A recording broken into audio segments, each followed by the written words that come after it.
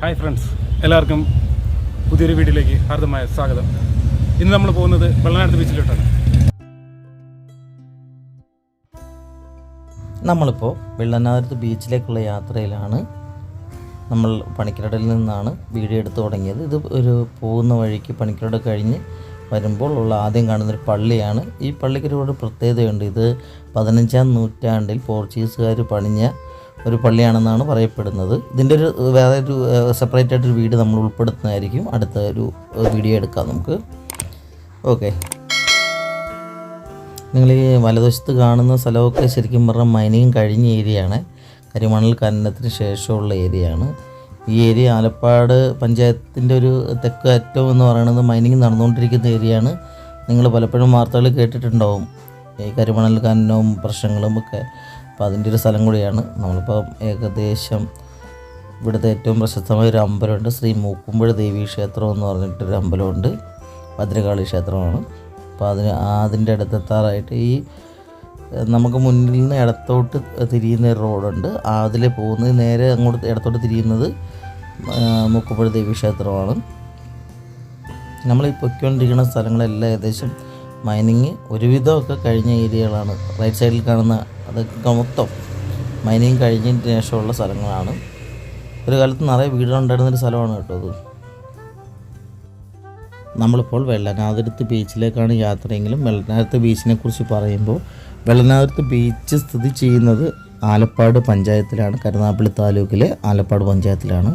ഈ ആലപ്പാടിൻ്റെ കുറച്ച് വിശേഷങ്ങളും കൂടെ നമ്മളിതിനകത്ത് പങ്കുവച്ചില്ലെങ്കിൽ അതൊരു കുറവായി പോകുമെന്നാണ് എനിക്ക് തോന്നുന്നത്. ആലപ്പാട് എന്ന് പറയുന്ന പ്രദേശം എന്ന് വെച്ചാൽ ആലപ്പാട് ഒരു പഞ്ചായത്താണ്. അതായത് കൊല്ലം ജില്ലയിലെ കരുനാഗപ്പള്ളി താലൂക്കിൽ ഉൾപ്പെടുന്ന ഒരു പഞ്ചായത്താണ് ആലപ്പാട് പഞ്ചായത്ത് എന്നുള്ളത്. അതായത് പൂർണ്ണമായിട്ടും തീരദേശ മേഖലയാണ് ഇതിനകത്തുള്ളത്. അതായത് ശരിക്കും 16 കിലോമീറ്റർ നീളവും 100 മീറ്ററിൽ താഴെ മാത്രം വീതിയിലുമായിട്ട് ഏകദേശം ഒരു 7.6 ചതുരശ്ര കിലോമീറ്റർ മാത്രം വിസ്തൃതിയിൽ അറബിക്കടലിനും ടി.എസ് കനാലിനും ഇടയിലായിട്ട് 3 വശങ്ങളും ജലാശയത്താൽ ചുറ്റപ്പെട്ട ഒരു ഭൂപ്രദേശമാണ് ആലപ്പാട് എന്ന് പറയുന്നത്.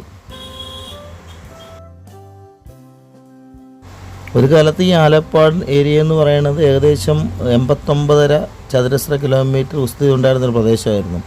പിന്നീടുണ്ടായ കരിമണൽ ഖനനവും തീരശോഷണവും ഒക്കെ കൊണ്ട് ഈ പ്രദേശത്തിൻ്റെ ഭൂവിസ്തൃതി തന്നെ കറക്റ്റ് ഒരുപാട്, അതായത് 10-1 കുറഞ്ഞെന്ന് തന്നെ ഏകദേശം നമുക്ക് കണക്കാക്കാം.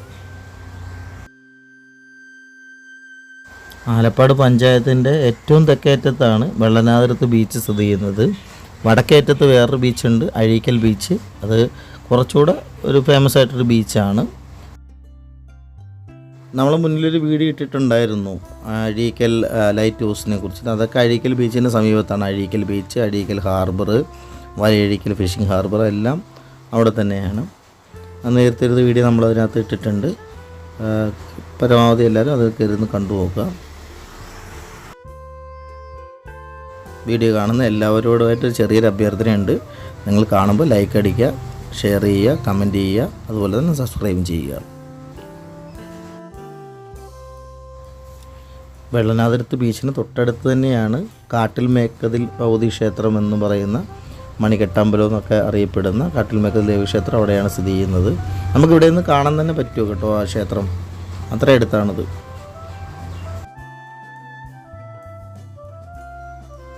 ആലപ്പാട് പഞ്ചായത്തിൽ ജനസംഖ്യ എന്ന് പറയുന്നത് ഏകദേശം 25,000 താഴെ മാത്രമാണ്. ഇവിടുത്തെ പ്രദേശവാസികളായ ജനങ്ങളുടെ ഒരു പ്രധാന ഉപജീവന മാർഗം എന്നൊക്കെ പറയുന്നത് മത്സ്യബന്ധന മേഖലയുമായിട്ട് ബന്ധപ്പെട്ട പരിപാടികളാണ്. നമുക്കറിയാം 2004 ഡിസംബർ 26 നടന്നൊരു സുനാമി ദുരന്തം. ആ സുനാമി ദുരന്തത്തിൽ കേരളത്തിൽ മൊത്തം 172 പേർക്കാണ് ജീവൻ നഷ്ടപ്പെട്ടത്. അതിൽ 129 ആൾക്കാരും ആലപ്പാട് പഞ്ചായത്തിൽ നിന്നുള്ളവരായിരുന്നു എന്നതാണ് ഏറ്റവും ദുഃഖകരമായ മറ്റൊരു വസ്തുത.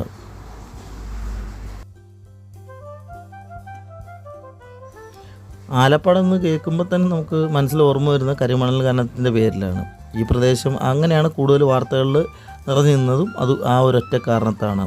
പക്ഷേ ശരിക്കും പറഞ്ഞു കഴിഞ്ഞാൽ ഈ പ്രദേശത്ത് ആരാധനാലയങ്ങളുടെ ഒരു വലിയൊരു നിര തന്നെയുണ്ട്. നമുക്കറിയാവുന്ന പോലെ മാതാമൃതാനന്ദമയ ആശ്രമവും ശ്രീ മൂക്കുമ്പുഴ ദേവീ ക്ഷേത്രവും ചെറിയഴിക്കൽ ശ്രീ കാശി വിശ്വനാഥ ക്ഷേത്രം എല്ലാം ഇവിടെയാണ്.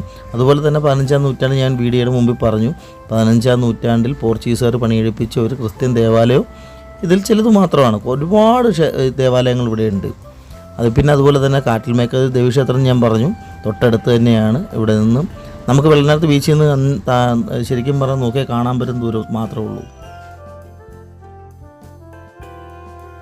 നമ്മളിപ്പോൾ ഈ കാണുന്ന ബീച്ചുണ്ടല്ലോ, ബീച്ച് പണ്ട് കാലത്തൊക്കെ ഇവിടെ നിന്ന് ശരിക്കും പറഞ്ഞാൽ 1/2 കിലോമീറ്ററിന് 3/4 കിലോമീറ്ററിനടിയിൽ ദൂരം നമ്മൾ ഈ മണലിലൂടെ സഞ്ചരിച്ച് വേണം ഈ തീരത്തെത്താനായിട്ട്.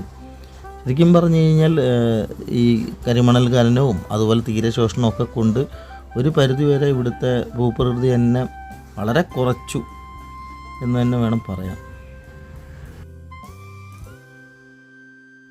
പണ്ട് കാലങ്ങളിലൊക്കെ ഇവിടെ പരമ്പരാഗത മത്സ്യബന്ധന രീതിയായ കമ്പാവല എന്ന് പറയുമ്പം നമ്മളൊരു വള്ളത്തിൽ ഈ വല ഒരു കരയിൽ നിന്ന് കറക്കി കടലിൻ്റെ ഒരു ഇത്രയും ഭാഗത്തോട് ചുറ്റി വന്നിട്ട് തിരിച്ച് കരയിൽ കൊണ്ടുപോയിട്ട് 2 സ്ഥലയിൽ നിന്ന് വലിക്കുന്ന രീതിയിൽ, അതാണ് കമ്പാവല എന്ന് പറഞ്ഞത്. നല്ല കമ്പാവല രീതിയിലുള്ളൊരു മത്സ്യബന്ധനമൊക്കെ നടന്നിരുന്നൊരു മേഖലയാണ് വെള്ളനാട് എന്ന് പറയുന്നത്. ഇപ്പോൾ ശരിക്കും നമുക്ക് അത് കാണാൻ പോലും ഇല്ല. പൂർണ്ണമായിട്ട് അന്യം നിന്ന് പോയെന്നോ അല്ലെങ്കിൽ പൂർണ്ണമായിട്ട് ഇല്ലാതായി എന്നൊക്കെ പറയാം. ഇനി അതിനകത്ത് എന്തെങ്കിലും ശരിക്കും അത് നിയമപരമായിട്ട് അത് നിർത്തലാക്കിയാണെന്നറിയില്ല. അതൊക്കെ ഉണ്ടായിരുന്നൊരു സ്ഥലം കൂടിയാണ് വെള്ളനാതിർത്ത്. ആലപ്പാട് അറിയപ്പെടുന്ന തന്നെ കരിമണൽ ഖനനത്തിൻ്റെ പേരിലാണെന്ന് ഞാൻ മുൻപ് പറഞ്ഞു. ഈ ശരിക്കും ഈ കരിമണൽ ഖനനം തുടങ്ങിയത് എന്ന് പറയപ്പെടുന്ന 1935 ആണെന്നാണ് കണക്കാക്കപ്പെടുന്നത്.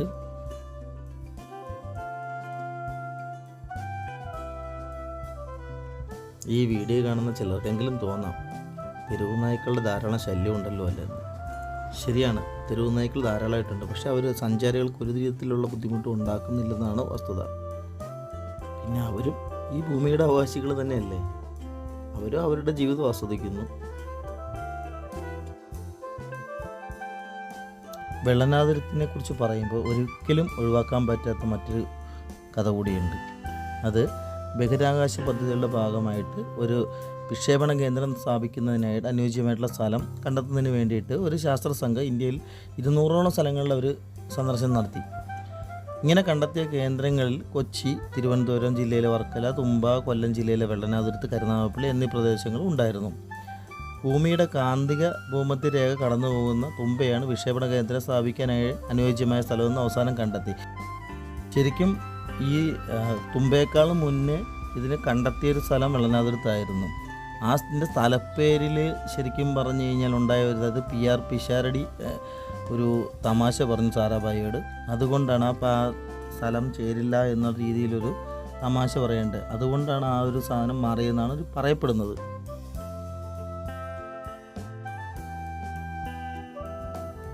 ശരിക്കും സൂര്യഗ്രഹണം ആയതിനാൽ ഒരു സൂര്യാസ്തമയത്തിൻ്റെ വീഡിയോ എടുക്കുക എന്നുള്ള ഒറ്റ ലക്ഷ്യത്തോടെയാണ് വന്നത്. പിന്നീട് ദീർഘമായിട്ടൊരു വീഡിയോ എടുത്തു, അത് നിങ്ങളോട് ഷെയർ ചെയ്യുകയാണ്. വീണ്ടും ഒരിക്കൽ കൂടി നിങ്ങളോട് അഭ്യർത്ഥിക്കുകയാണ്, പരമാവധി എല്ലാ ആൾക്കാരും ഈ ചാനൽ സബ്സ്ക്രൈബ് ചെയ്യുക, ലൈക്ക് അടിക്കുക, കമൻറ്റ് ചെയ്യുക. അതുപോലെ തന്നെ നിങ്ങളുടെ സുഹൃത്തുക്കൾക്കും എല്ലാവർക്കും ഇതൊന്ന് ഷെയർ ചെയ്ത് കൊടുക്കുക വീഡിയോ.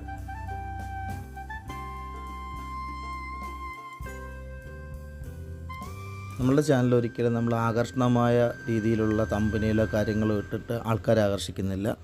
കണ്ട ആൾക്കാർ, കാണുന്ന ആൾക്കാർ പരമാവധി ആൾക്കാർക്ക് ഷെയർ ചെയ്ത് എത്തിക്കുക, സപ്പോർട്ട് ചെയ്യുക.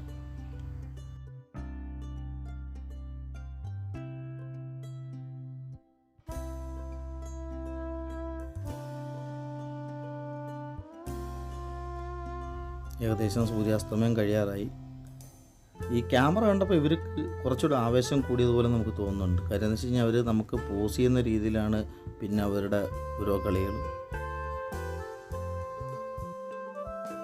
പിന്നെ അവരെയും മുഷിപ്പിക്കാൻ നമുക്ക് തോന്നിയില്ല, അവരെയും നമ്മൾ ഉൾപ്പെടുത്തി മാക്സിമം. അവർക്കൊരു സന്തോഷമല്ലേ.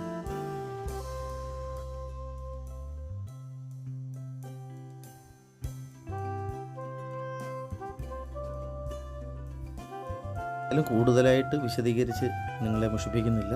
നിങ്ങൾ വീഡിയോ കാണുക, അവസാനം വരെ കാണുക, സഹകരിക്കുക. Thank you.